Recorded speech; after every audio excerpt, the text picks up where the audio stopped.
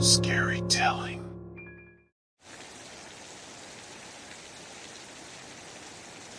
I love April Fool's Day. It's the one day of the year where it's socially acceptable to pull pranks on people without getting in trouble. I always look forward to seeing what kind of pranks my friends have in store for me. This year, I woke up with a smile on my face, excited to see what the day would bring. My little brother, Sam, was the first one to get me. He set up a fake spider in my room that scared me awake.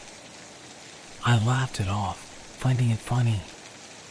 I got ready for school and headed out the door, wondering what kind of pranks my friends would play on me. As soon as I got to school, the pranks started. Someone put a cup of water on top of my locker, and when I opened it, the water spilled all over me. I could hear my classmates laughing as I stood there dripping wet. Later, I found a fake spider in my locker and a whoopee cushion on my chair. At first, I found the pranks funny and laughed them off. But as the day went on, I started to feel uneasy. I wondered if my friends were in on the pranks or if someone else was involved. I started to feel like I was being watched. During lunch, I confronted my friends about the pranks. They all denied being responsible, which only made me more suspicious.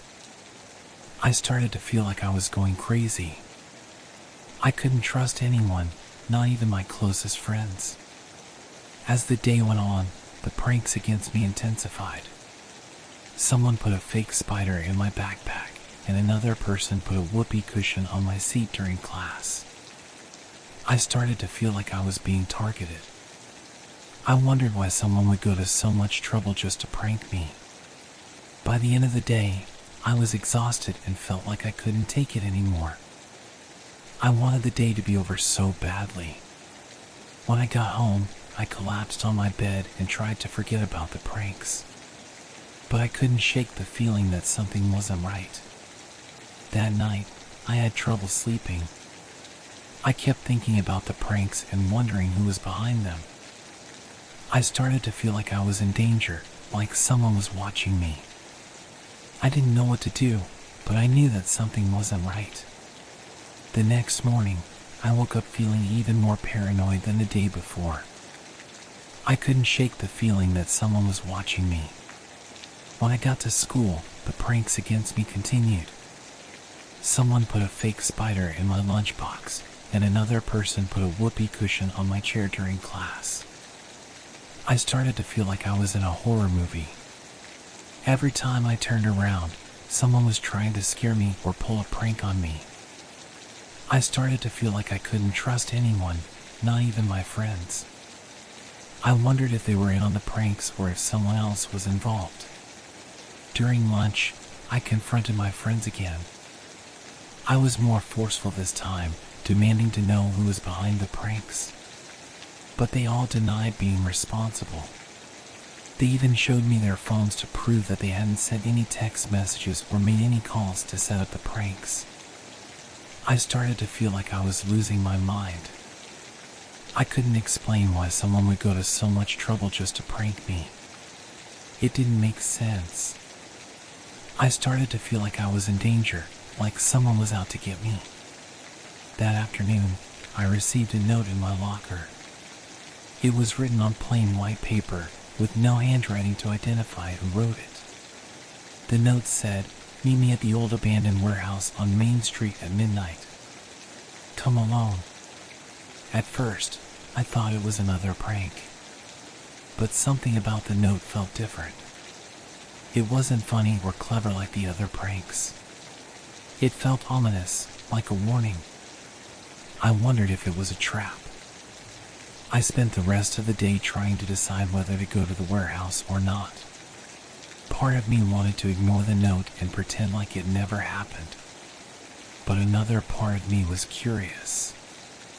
I wanted to know who was behind the pranks and why they were doing it. As the day went on, I became more and more anxious. I couldn't concentrate on my classes, and I couldn't eat or sleep. All I could think about was the note and what it meant. I started to feel like I was in danger, like I was being watched. When I got home, I decided to tell my parents about the note. They were concerned and told me not to go to the warehouse. But I felt like I had to go. I had to know who was behind the pranks. That night, I put on my bravest face and snuck out of the house. I walked to the warehouse, feeling like I was in a dream. When I got there, I saw a figure standing in the shadows. I couldn't see who it was, but I could feel my heart racing in my chest. "Who are you?" I asked, my voice shaking. The figure stepped out of the shadows, and I saw that it was someone I knew. Someone I trusted. Someone I never would have suspected. "What do you want?" I asked, feeling like I was in a nightmare. The person didn't answer. They just looked at me with a cold, dead stare.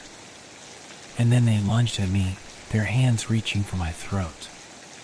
That's when I realized that the pranks were just a build-up to this moment. Someone had been targeting me all along, and I had fallen right into their trap. I tried to run, but the person was too fast. They tackled me to the ground and started hitting me. I could feel the pain radiating through my body, and I knew that I was in serious trouble. I tried to fight back, but the person was too strong. They seemed to be enjoying the assault, relishing in my fear and pain. I felt like I was going to die. Suddenly, I heard a car engine revving in the distance. The person stopped hitting me and looked up, as if they were afraid of being caught. I used this opportunity to escape. I scrambled to my feet and ran as fast as I could. I didn't stop running until I got home. When I got there, I collapsed on the floor and started crying. I had never felt so scared and alone in my life. I didn't know what to do or who to turn to. The next morning, I went to the police and reported the assault. I gave them a description of the person who attacked me, but I didn't know their name. The police told me that they would investigate and try to find the person responsible. For the next few weeks, I lived in fear. I was afraid to leave my house, afraid to go to school, and afraid to be alone. I couldn't sleep or eat, and I lost weight rapidly. My parents tried to help me, but I couldn't shake the feeling of being in danger. Eventually, the police found the person who attacked me. It turned out to be someone I never would have suspected. It was a classmate of mine who I had never even spoken to before. They had been jealous of my popularity and wanted to teach me a lesson. I was shocked and devastated by the revelation. I couldn't believe that someone I had never even noticed before could harbor so much hatred towards me. I felt like I had been living in a nightmare. The person was arrested and charged with assault. They pleaded guilty and were sentenced to jail time. I never saw them again after that. But even though the person was caught, I still couldn't shake the feeling of being in danger. I had been traumatized by the assault, and I didn't know if I would ever feel safe again. I started going to therapy to help me deal with the trauma, but it was a long and difficult journey. Looking back on the experience, I realized how lucky I was to have survived. I could have been seriously injured or even killed. I learned that pranks can be harmless fun, but they can also have serious consequences. I learned to be more cautious and aware of my surroundings, and I learned to trust my instincts when I feel like something isn't right. But most of all, I learned that I was stronger than I ever thought possible. I survived a traumatic experience and came out the other side, scarred but still alive. And for that, I am grateful. After the person who attacked me was arrested, I thought that my life would go back to normal. But the trauma of the assault lingered with me long after the incident. I started experiencing symptoms of post-traumatic stress disorder, PTSD. I had flashbacks of the attack, and I had trouble sleeping and eating. I was constantly on edge, afraid that something bad would happen to me again. My parents took me to a therapist who specialized in trauma therapy.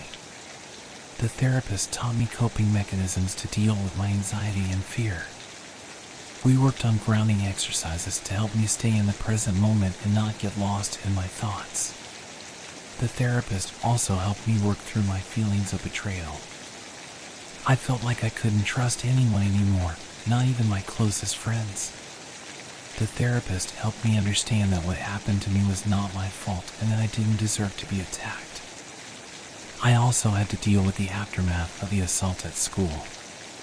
Many of my classmates didn't know what had happened to me and continued to play pranks on me, not realizing how much harm they were causing. I felt isolated and alone, like no one understood what I was going through. But there were some people who did support me. My family and a few close friends stood by me, offering me love and support when I needed it the most. They listened to me when I needed to talk and gave me space when I needed to be alone. I also found solace in creative outlets. I started writing and drawing to express my emotions, and I found that it helped me to process what I was going through. I wrote about the assault and how it had affected me, and I drew pictures to represent my feelings of fear and anxiety. As time went on, I started to heal. The flashbacks and anxiety attacks became less frequent, and I started to feel like I could trust people again. I still had bad days, but they were fewer and further between. I also learned to set boundaries with people.